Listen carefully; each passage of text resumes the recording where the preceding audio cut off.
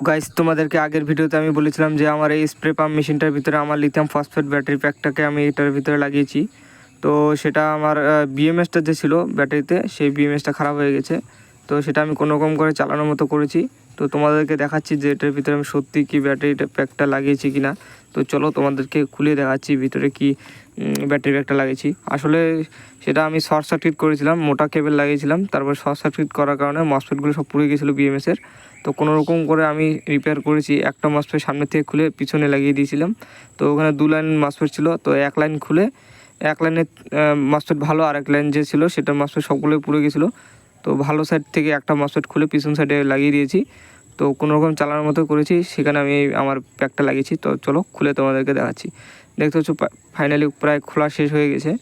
তো এটা হচ্ছে আমার সেই প্যাক। তবে এটার উপরে একটা ব্যাটারি প্যাকটা আমি খুব ভালোভাবে প্যাকিং করেছিলাম যাতে জল টল না পায়। তো ব্যাটারি প্যাকটি খুলে ভোল্টেজটা চেক করে দেখছি যে ব্যাটারিটা ভালো আছে কিনা। তো মাল্টিমিটার দিয়ে চেক করব যে ব্যাটারিতে কত চার্জ রয়েছে।